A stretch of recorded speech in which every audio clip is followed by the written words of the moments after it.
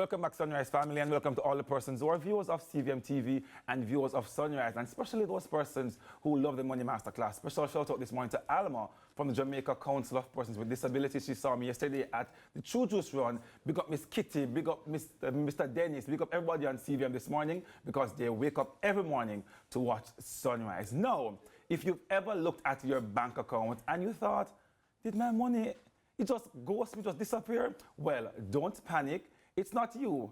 Maybe it's the economy. But help is here. It's time for our Money Masterclass brought to you by Guardian Life, where we get your finances fit without any challenges, any crash diets, etc. Joining me this morning is the financial powerhouse who makes investing sound less like rocket science. She's the CEO of Profit Jumpstart, Keisha Bailey. Good morning, Keisha. Hi, Carlton. How are you doing, Keisha? Don't answer me like that. Good morning. Good. Give me Keisha. Morning. Good morning. Which is the reason why I connect with your content so much, because you're so real.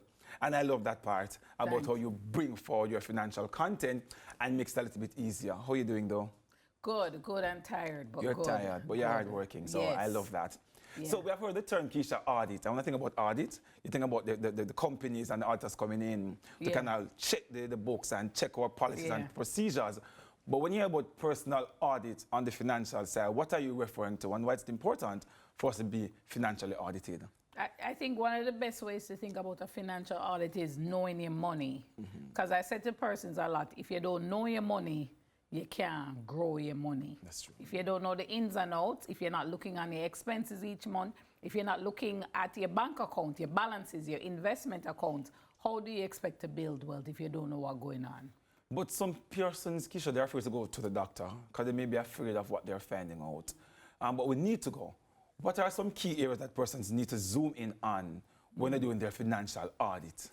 So even if you don't want to go to the doctor, you need to go before it's too late. Same thing with your finances. If you don't look at your money, eventually it may not be there for one of many reasons. So the thing, when you're looking at your finances, bank account balances is important, right? You're doing transactions. Are all of those transactions yours?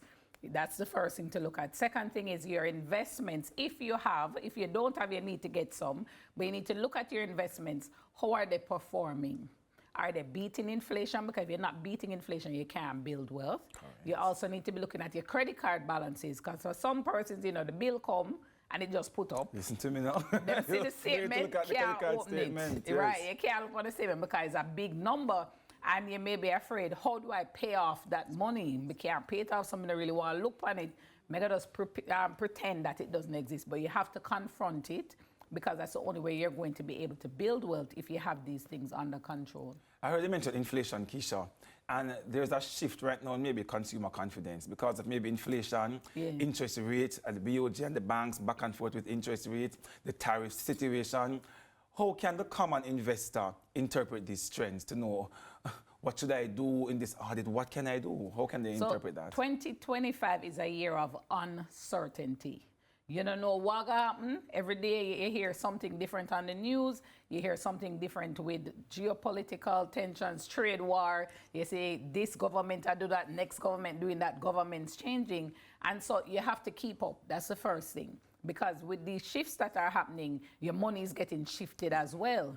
And again, if you don't know your money, you're going to be there kind of just going through the ropes every day. And then you look one day and nothing. Either you have a really negative return with investments, you now have no return, or you go into your bank balance, you realize that, the CMPA, it can't really stretch as much as it used to. Especially for business owners who I work with, they're finding that the sales now come in like it used to. The customers aren't coming, because you talk about confidence, and so they're not getting the sales. And if they don't get the sales, they can't pay the staff and they can't have the profit. Correct. So what do? You have to plan. You have to take stock. You have to know your money. You have to prepare for what is to come. Speaking of preparation, Keisha, because times are uncertain, and you mentioned that the average man may ask the question, when times are uncertain, should I hold on and save my money, or should I go and invest my money? What advice do you give to persons? You have to do a bit of both, because with uncertainty, any card can play. So you need a safety net, you need that emergency fund tucked away, but you also need to seize the opportunities that are here. because with uncertainty comes crisis, which brings opportunity. Some people not gonna make it, but some people who are keen and they know the money, they'll be using this year, like 2025, to make some big moves.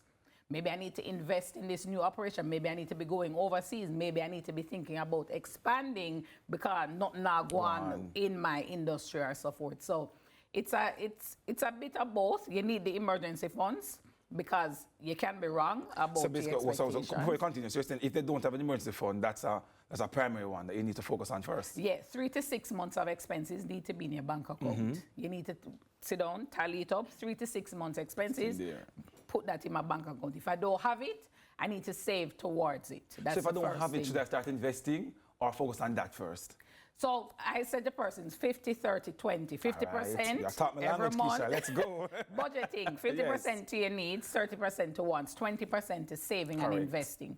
That 20% now is used to build the emergency fund and invest. You have to do both. You can't say, all right, when I have the emergency fund, me I go invest. Both have to happen at the same time. Why? We have to build wealth while we are steering. Correct. So somebody's new to investing, they're maybe at the intermediate level, they're not really start as yet. Yeah. What are some things that you can tell them to look out for? What can they do on their journey to start investing? So you may not be an expert like me. You may just, you know, I'm new to this, but Keisha said I need to invest, so I need to do something. A really good way to start is unit trust products because you have a professional manager like myself doing the work for you, watching the markets, looking at investment opportunities and making the trades for you. You just have to be consistent and put in your money every month into those. So unit trusts are a very good way to start. You know, little every month you go into your investment company and you open one of these unit trust accounts. If you want growth for your money, you're gonna look for a growth unit trust. You want protection for your money, you're gonna look at like a money market or so.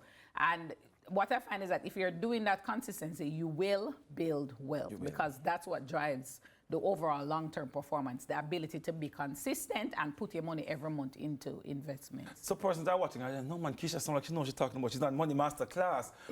But what resources do you have, Keisha? You're CEO of Profit Jumpstart. The persons who are watching, they don't know what Profit Jumpstart, don't know who is this lady, they don't know where this is coming from. Talk to me about the resources that Profit Jumpstart offers, or firstly, who am I? Yeah, who are you, and are you qualified to be telling the people about building wealth? Well, I mean, think of me as a money maven. I'm not new to this by any means. I've been in the financial sector globally for over 20 years. But one of the things is that I am very good at explaining things in a very clear way. I know to break it down because I want you to take action, right? So a lot of financial persons will talk in jargonese, and them are talking, you know, wagwan. But what I do, I have to break it down because if I don't break it down, you won't do anything because you're gonna feel that it's too daunting. So I've been globally in the financial sector for over 20 years globally. I have managed over $100 billion for large organizations, pension funds. So I know what I do. I do this all the time. I could do it in my sleep and twice on Sundays. I know to do it. But one of the key things with Profit Jumpstarter, it's about financial literacy because when you know your money, you can grow it. Correct. And that's how it works. So we do a lot of workshops, we do seminars, we have our conference as well. And of course, my book, Get Serious About Wealth, I break it down. It's a workbook format because I want you to take action. I want as you're learning about your finances and how to actually implement it. You're writing down, but you're taking action because nothing happens without action. But you're talking about the book. Where can persons find this book? And then give me one key thing that stands out for you in this book that persons can jump on as we wrap the segment. So the book is available in Fontana, I think Waterloo. That's the main place, and in Barbican as well. We're stocking there and Portmore. The key thing in the book is that it encourages you to take action. We break down everything from budget, how to come out of credit card debt, how to get started with investing, how to think about insurance, because you have to protect the money as well after you make it. So it's very digestible. It's broken down in very clear, simple terms because we have to empower you to take action because I want you to build wealth. That's where my passion is. Boy, Keisha, is money, and I could talk about money for the entire morning, and you could talk about money for the entire morning, but we don't have all the time this morning.